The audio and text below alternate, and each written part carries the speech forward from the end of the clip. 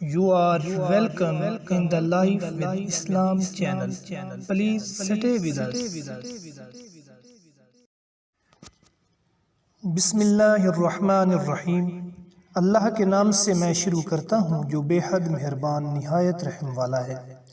اللہ تعالیٰ کی حمد و ثنا اور نبی کریم حضرت محمد الرسول اللہ صلی اللہ علیہ وسلم اور ان کی آل اور اصحاب پر درود و سلام کے بعد سامعین کرام، آج ہم اس ویڈیو میں تعوذ کے متعلق بات کرنے جا رہے ہیں، تو آپ آخر تک ہماری یہ ویڈیو دیکھیے گا، انشاءاللہ بہت فائدہ ہوگا۔ سب سے پہلے ہم تعوذ کے معنی اور مفہوم کی بات کریں تو تعوذ عربی زبان کا لفظ ہے جس کے لفظی معنی پناہ مانگنا، اور شریعت میں اس سے مراد شیطان مردود اور کسی بھی شر والی مخلوق کے شر اور نقصان یعنی وسوسہ وغیرہ سے اللہ کی پناہ مانگنا ہے۔ قرآن کی دو آخری صورتیں سورہ الفلق اور سورہ الناس میں بھی تعوذ کا حکم ہے۔ بہت سی احادیث بھی اس سلسلے میں وارد ہیں۔ تو تعوذ کیا ہے؟ اعوذ باللہ من الشیطان الرجیم، اس کا ترجمہ ہے کہ میں پناہ مانگتا ہوں اللہ کی شیطان مردود سے، یا میں پناہ مانگتا ہوں اللہ کی شیطان مردود کے شر سے۔ تو ارشاد باری تعالی ہے فَإِذَا قَرَأْتَ الْقُرْآنَ فَاسْتَعِذْ بِاللَّهِ مِنَ الشَّيْطَانِ الرَّجِيمِ، یعنی جب آپ قرآن پڑھو تو شیطان مردود سے اللہ کی پناہ مانگ لیا کرو۔ تو کیونکہ قرآن پاک اللہ تعالیٰ کی کلام ہے جو کہ سراسر نور ہی نور ہے، لہٰذا دل کو ایسے نور سے منور کرنے کے لیے شیطان کے شر اور وسوسے وغیرہ سے پاک کرنا ضروری ہے۔ اس لیے تلاوت قرآن پاک سے پہلے اس کے پڑھنے کا حکم دیا گیا ہے، کیونکہ نقصان دہ چیزوں کا دور ہونا نفع بخش چیزوں کے حاصل کرنے پر مقدم اور بہتر ہے۔ یعنی جب نقصان دہ چیزیں دور ہوں گی تو ظاہری بات ہے خود بخود ہی فائدہ حاصل ہونا شروع ہو جائے گا۔ تو تعوذ کے حکم کے متعلق علماء کرام فرماتے ہیں کہ تلاوت قرآن پاک سے پہلے اعوذ باللہ من الشیطان الرجیم پڑھنا مسنون ہے، یعنی نبی علیہ السلام کی سنت ہے، خواہ نماز میں ہو یا غیر نماز میں۔ البتہ نماز کی پہلی رکعت کے علاوہ دیگر رکعات میں اس کا پڑھنا مسنون نہیں ہے، اور اگر پڑھ لیں تو بھی حرج نہیں ہے۔ اور یہ تمام تر دلائل اور حوالہ جات آپ ملاحظہ فرما سکتے ہیں۔ اس کے بعد اگر ہم احادیث کی روشنی میں تعوذ کی فضیلت کی بات کریں تو رسول اللہ صلی اللہ علیہ وسلم نے بھی شیطان کے شر سے بچنے کے لیے اللہ کی پناہ مانگنے یعنی اعوذ باللہ من الشیطان الرجیم پڑھنے کی تاکید کی ہے۔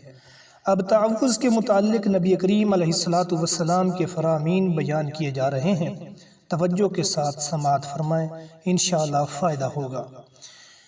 سب سے پہلے حضرت ابو ہریرہ رضی اللہ تعالیٰ عنہ سے روایت ہے کہ رسول اللہ صلی اللہ علیہ وسلم نے فرمایا، شیطان تم میں سے کسی کے پاس آتا ہے اور کہتا ہے کہ فلاں چیز کو کس نے پیدا کیا اور فلاں کو کس نے پیدا کیا، حتیٰ کہ یہ کہتا ہے کہ بتاؤ تمہارے رب کو کس نے پیدا کیا۔ جب یہاں تک معاملہ پہنچ جائے تو اللہ سے پناہ مانگنا چاہیے، یعنی اعوذ باللہ من الشیطان الرجیم پڑھنا چاہیے اور خاموش ہو جانا چاہیے۔ تو اس سے یہ بھی معلوم ہوتا ہے کہ شیطان جو ہے بہت وسوسے ڈالتا ہے، تو اس سے پناہ مانگنے کے لیے یہ تعوذ کا اہتمام ضرور کرنا چاہیے اور تعوذ پڑھنا چاہیے۔ اس کے بعد حضرت عثمان بن ابو العاص رضی اللہ تعالیٰ عنہ سے روایت ہے کہ انہوں نے نبی صلی اللہ علیہ وسلم کی خدمت میں حاضر ہو کر عرض کیا، اے اللہ کے رسول صلی اللہ علیہ وآلہ وسلم، شیطان میری نماز اور قرات کے درمیان حائل ہو گیا، یعنی وسوسے ڈالتا ہے اور مجھ پر نماز میں شک و شبہ ڈالتا ہے۔ رسول اللہ صلی اللہ علیہ وسلم نے فرمایا، وہ شیطان ہے جسے خنزب کہا جاتا ہے، جب تو ایسی بات محسوس کرے تو اس سے اللہ کی پناہ مانگ لیا کر، یعنی اعوذ باللہ من الشیطان الرجیم پڑھ لیا کر، اور اپنے بائیں جانب 3 مرتبہ تھوک دیا کر۔ صحابی رسول فرماتے ہیں، پس میں نے ایسے ہی کیا تو شیطان مجھ سے دور ہو گیا۔ اس کے بعد حضرت سلیمان رضی اللہ عنہ روایت کرتے ہیں کہ میں رسول اللہ صلی اللہ علیہ وآلہ وسلم کے پاس بیٹھا تھا اور دو آدمی آپس میں گالم گلوچ کر رہے تھے۔ ان میں سے ایک کا منہ غصے کی وجہ سے سرخ ہو گیا اور رگیں پھول گئیں، تو رسول اللہ صلی اللہ علیہ وسلم نے فرمایا کہ میں ایک ایسی بات جانتا ہوں کہ اگر یہ شخص اس بات کو کہہ دے تو اس کا غصہ جاتا رہے، اگر یہ اعوذ باللہ من الشیطان الرجیم کہہ دے تو اس کا غصہ ختم ہو جائے۔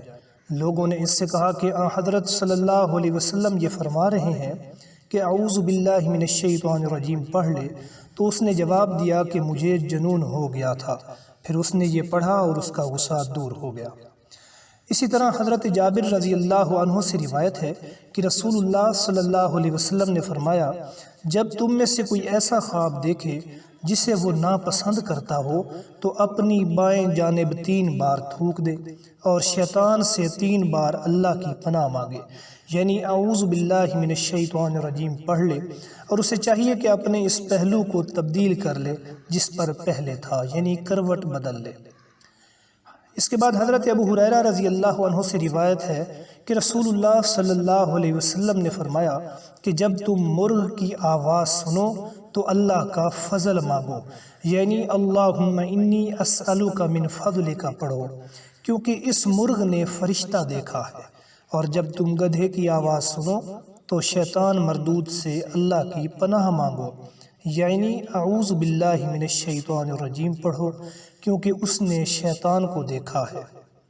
اسی طرح حضرت جابر بن عبداللہ رضی اللہ تعالیٰ عنہ فرماتے ہیں کہ رسول اللہ صلی اللہ علیہ وسلم نے فرمایا کہ جب تم رات میں کتوں اور گدھوں کی آواز سنو تو اللہ کی پناہ مانگو، یعنی اعوذ باللہ من الشیطان الرجیم پڑھو، اس لیے کہ وہ ایسی چیزیں یعنی مصیبتیں اور بلائیں دیکھتے ہیں جو تم نہیں دیکھتے۔ سامعین مکرم، اس کے علاوہ قرآن مجید کی تلاوت شروع کرتے ہوئے اعوذ باللہ پڑھنا اور سورت کی ابتدا سے تلاوت شروع کرنی ہو تو تعوذ اور بسم اللہ دونوں پڑھنا سنت اور قرآن کریم کے آداب میں سے ہے، لہٰذا اس کا اہتمام کرنا چاہیے۔ اس کو نہ پڑھنے سے گناہ گار تو نہیں ہوگا، البتہ برکات سے محرومی ہوگی، تو برکات کے حصول کے لیے اور تکلیفات و پریشانیوں سے اور شیطان کے شر سے بچنے کے لیے تعوذ پڑھا کریں۔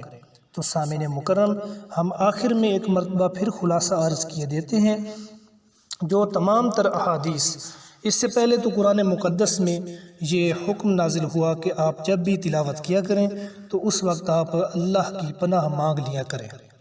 اس کے بعد نبی علیہ السلام کی احادیث مبارکہ میں بھی تعوذ کی اہمیت بیان ہوئی، تو اس لیے شیطان کے جب وسوسے آئیں تو اس وقت بھی آپ تعوذ پڑھ لیا کریں۔ اسی طرح شیطان اگر نماز میں وسوسہ ڈالے تو بھی تعوذ پڑھ لینا چاہیے۔ اسی طرح غصہ دور کرنے کے لیے بھی تعوذ پڑھیں۔